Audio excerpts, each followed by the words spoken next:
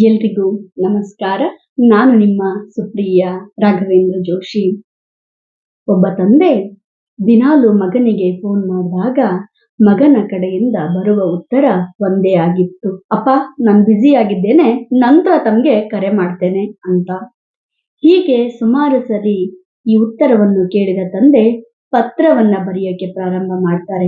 ತಮ್ಮ ಎಲ್ಲ ಮನಸ್ಸಿನ ಮಾತುಗಳನ್ನ ಬರವಣಿಗೆಯ ರೂಪದಲ್ಲಿ ಬರೆದು ಇಡ್ತಾ ಹೋಗ್ತಾರೆ. ಮಗ, ಇವತ್ ನಿನ್ನ ನೆನಪು ಬಹಳ ಆಗ್ತಾ ಇತ್ತು ಅಂತ ಪತ್ರದಲ್ಲಿ ಬರಿತಾ ಹೋಗ್ತಾರೆ. ಆಗ ಯಾವುದೋ ಒಂದು ದಿನ ಊರಿಂದ ಬಂದ ಮಗನು ಆ ಪತ್ರಗಳನ್ನ ನೋಡಿದಾಗ ಅವನು ಓದೋಕೆ ಶುರು ಮಾಡ್ತಾನೆ. ಮೊದಲನೇ ಪತ್ರದಲ್ಲಿ ಇರುತ್ತೆ, ನೀನ್ ಚಿಕ್ಕವನಿದ್ದಾಗ ಹೀಗಿದ್ದೆ ಕಂದ. ಎರಡನೇದಲ್ಲಿ ಇರುತ್ತೆ, ನೀನು ಓದೋದ್ರಲ್ಲಿ ತುಂಬಾ ಚೂಟಿಯಾಗಿದ್ದೆ ಕಂದ. ಮೂರನೇದ್ರಲ್ಲಿ ಇರುತ್ತೆ, ಮಗು ನಾನ್ ಬರೋವರೆಗೂ ನೀನ್ ಮಲಗ್ತಾನೆ ಇರ್ಲಿಲ್ಲ. ತನ್ನ ಭಾವನೆಗಳೆಲ್ಲವೂ ಕೂಡ ಪತ್ರದ ರೂಪದಲ್ಲಿ ತುಂಬಿತ್ತು.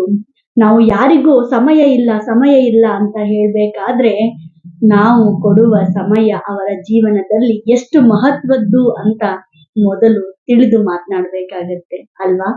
ಹೀಗಾಗಿ ಸಮಯ ಬರದೇ ಹೋಗಬಹುದು, ಆದರೆ ನಾವು ಕೊಡುವ ಸಮಯ ಇನ್ನೊಬ್ಬರ ಜೀವನದಲ್ಲಿ ತೃಪ್ತಿಯನ್ನ ತರುತ್ತೆ. ಹಾಗಾಗಿ ನಮ್ಮ ತಂದೆ ತಾಯಿಗಳಿಗೆ ಅಮೂಲ್ಯವಾದ ಸಮಯವನ್ನ ಕೊಡೋಣ. ಹೀಗಾಗಿ ದಿನಕ್ಕೊಂದು ಬದಲಾವಣೆ. ನಮಸ್ಕಾರ.